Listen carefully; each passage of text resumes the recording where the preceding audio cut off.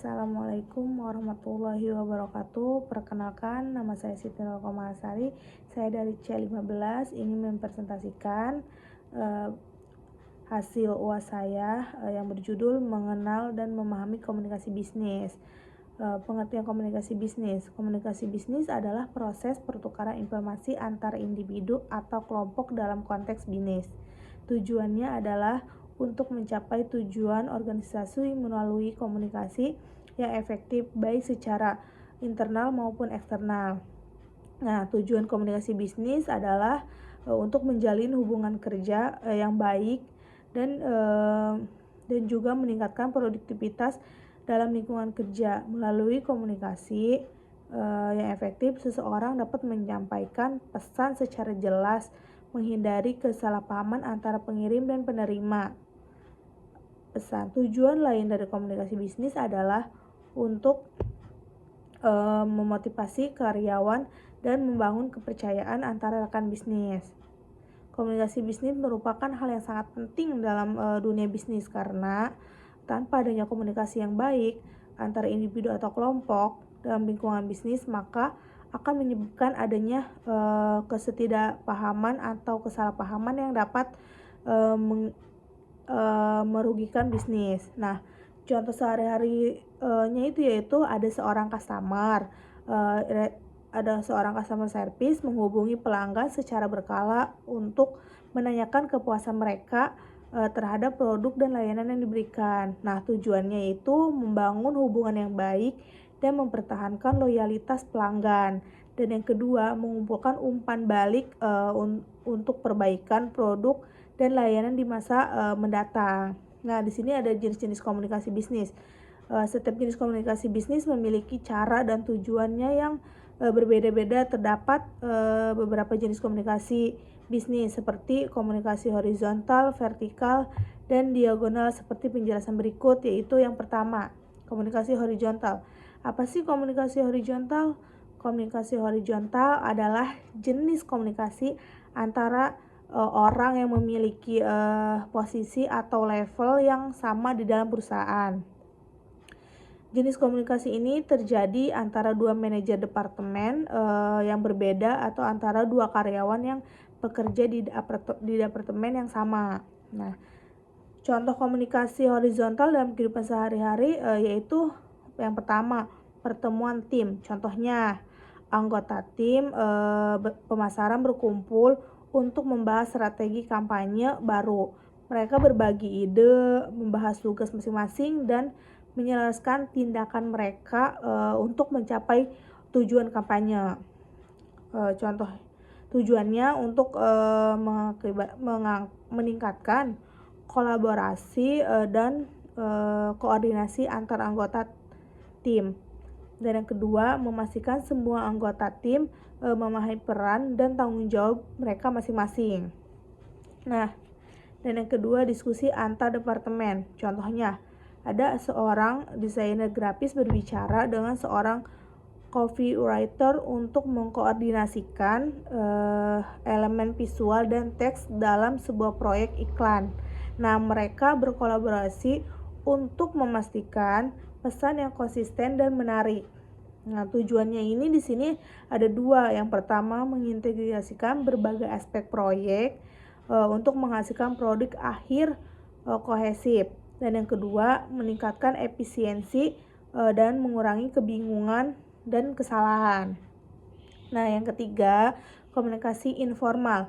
Apa sih contohnya itu dalam sehari-hari, yaitu dua rekan yang kerjasama yang bekerja pada posisi yang sama berdiskusi di ruang istirahat tentang cara mereka menyelesaikan tugas tertentu. Nah, mereka berbagi tips dan trik supaya membantu pekerjaan mereka masing-masing, supaya pekerjaan mereka itu dijalankan dengan baik dan efisien, kayak gitu.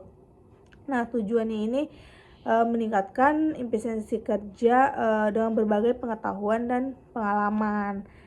Dan yang kedua, membangun hubungan yang lebih kuat antara rekan kerja. Nah, Yang keempat, kolaborasi proyek. Nah, kolaborasi proyek contohnya yang dalam sehari-hari ya, programmer dan analisis sistem yang bekerja pada proyek yang sama mengadakan pertemuan mingguan untuk mengupdate kemajuan mereka, mengidentifikasikan masalah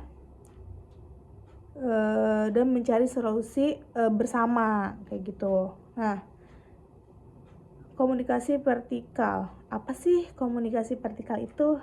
Komunikasi vertikal adalah jenis komunikasi antara orang yang memiliki posisi atau level yang berbeda di dalam perusahaan, seperti antara karyawan dan manajer. Jenis komunikasi ini dapat membantu karyawan memperoleh umpan balik dan mendapatkan arahan dari manajer. Sementara manajer dapat memantau dan mengawasi kinerja karyawan. Nah, memantau kinerja karyawan itu bagus atau tidak, dia kerja atau tidak. Nah, itu. Ya, di sini ada contoh beberapa contoh dalam sehari-hari, yaitu yang pertama, instruksi dan perintah dari atasan ke bawahan. Yaitu contohnya nih ya, seorang manajer memberikan instruksi kepada karyawan atau timnya tentang prosedur kerja baru yang harus diikuti untuk meningkatkan efisiensi operasional. Nah, kalau bisa dibilang SOP-nya gitu, sebagai SOP kerja dia atasan tuh mengasih tahu bawahan bahwa SOP di dalam perusahaannya mereka itu seperti ini kayak gitu. Nah, yang kedua, laporan dari bawahan ke atasan. Contohnya, seorang karyawan yang menyusun dan menyerahkan laporan mingguannya tentang progres proyek atau kerjaannya kepada supervisor. Laporan ini berisi rincian tugas yang telah diselesaikan, hambatan yang dihadapi, dan rencana untuk minggu berikutnya. Nah, di sini supaya rencana mereka ke depan tuh seperti apa. Jadi karyawan tuh harus mempunyai rencana ke depannya. Laporan sebelumnya bagus atau tidak ke atasan gitu. Di sini ada penilaian kinerja. Nah, seorang HRD manajer mengadakan pertemuan penilaian kerja tahunan dengan karyawan untuk membahas kinerja mereka selama setahun terakhir. Nah, dan yang keempat, pengumuman kebijakan perusahaan. Nah, di sini contohnya CEO mengirimkan email kepada karyawan untuk mengumumkan perubahan kebijakan perusahaan terkait jam kerja yang fleksibel. Nah, dan yang kelima, permintaan sumber daya atau bantuan. Nah, contohnya seorang manajer proyek mengajukan permintaan tambahan sumber daya seperti tambahan staf dan anggaran. Nah, dan yang keenam, pertemuan tatap muka dengan manajemen. Contohnya, karyawan diundang untuk menghadiri pertemuan dengan manajemen untuk mendiskusikan ide-ide baru, memberikan informasi atau masukan tentang proses kerja, atau menyampaikan keluhan dan saran kayak gitu. Dan yang ketujuh, training dan pengembangan karyawan.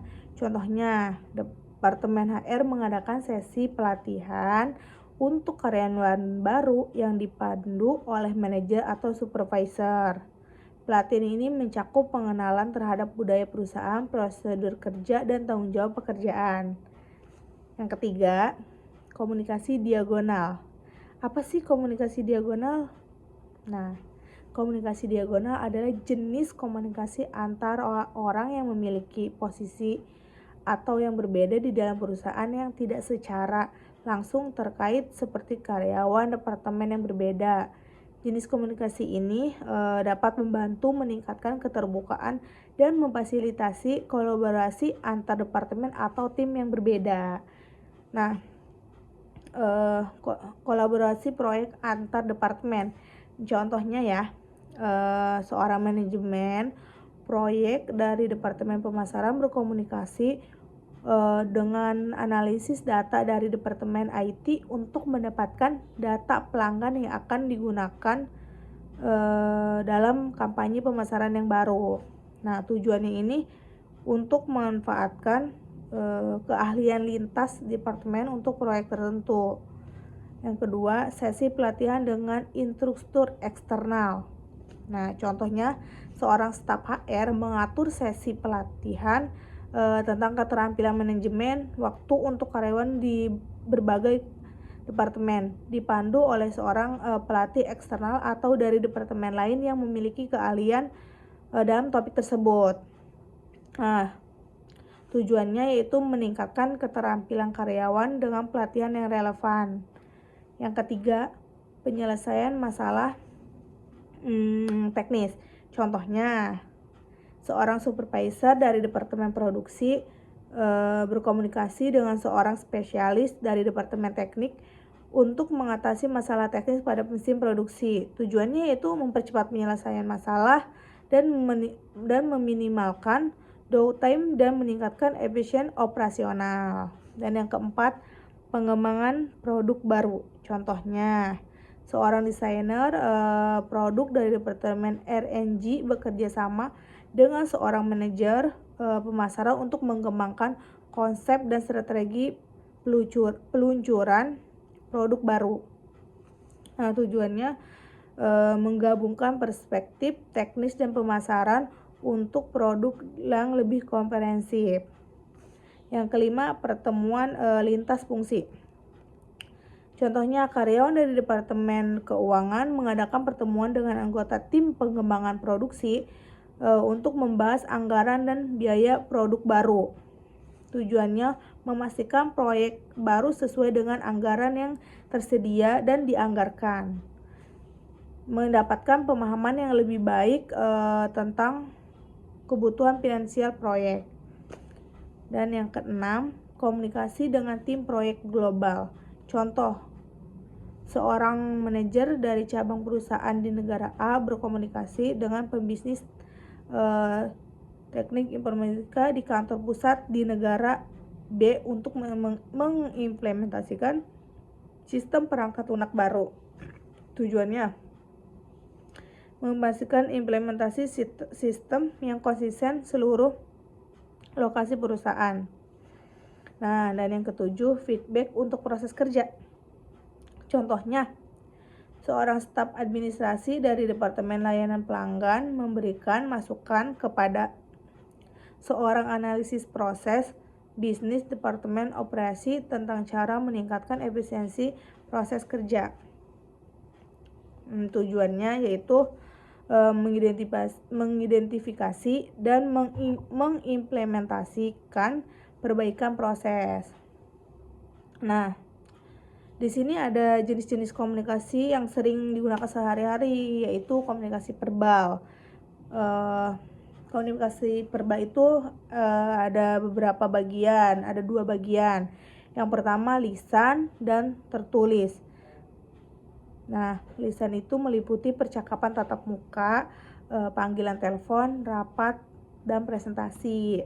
Nah, tertulis itu melalui email, laporan, memo, surat, dan pesan teks seperti WA, Instagram, dan yang lain-lain itu disebut itu tertulis. Nah, pertemuan tatap muka itu contohnya nih ya, seorang manajer mengadakan rapat atau pertemuan dengan tim untuk mendiskusikan rencana strategi kinerja atau membicarakan tentang anggaran yang akan dianggarkan.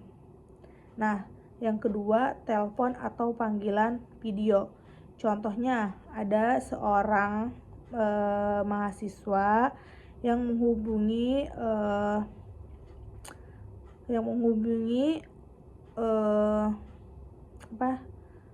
keuangan yang ada di kampus untuk menanyakan tentang pembayaran perkuliahan kayak gitu. Nah, presentasi ini seperti saya yang sedang memberikan presentasi kepada Bu Sinta dan pada teman-teman kayak gitu. Contohnya. Nah, interaksi layanan pelanggan. Contohnya itu Seorang petugas layanan pelanggan berbicara dengan pelanggan yang datang ke toko untuk memberikan bantuan, menjawab pertanyaan, dan menyelesaikan keluhannya. Nah, 5. Pendidikan dan pelatihan. Seorang guru, nah contohnya itu ada seorang guru atau dosen memberikan kuliah kepada mahasiswa tentang konsep-konsep dasar dalam mata kuliah mereka. Tuh. Nah, komunikasi nonverbal. Komunikasi nonverbal itu yaitu mengekspresikan tentang isyarat tubuh, postur wajah, dan informasi suara untuk menyampaikan pesan tanpa kata-kata. Kayak gitu. Nah, ekspresi wajah yaitu contohnya seorang karyawan mengangkat alis dan tersenyum ketika mendengarkan presentasi koleganya, menunjukkan bahwa dia tertarik dan setuju. Nah, gerakan tangan. Seorang presenter menggunakan gerakan tangan yang luas untuk menjelaskan konsep yang rumit. Nah, postur tubuh. Seseorang karyawan duduk tegak dan condong ke depan saat mendengarkan penjelasan supervisor. Nah, ruang pribadi, sentuhan. Nah, sentuhan, seorang teman memberikan tepukan di punggung teman lainnya setelah berhasil menyelesaikan tugas atau mendapatkan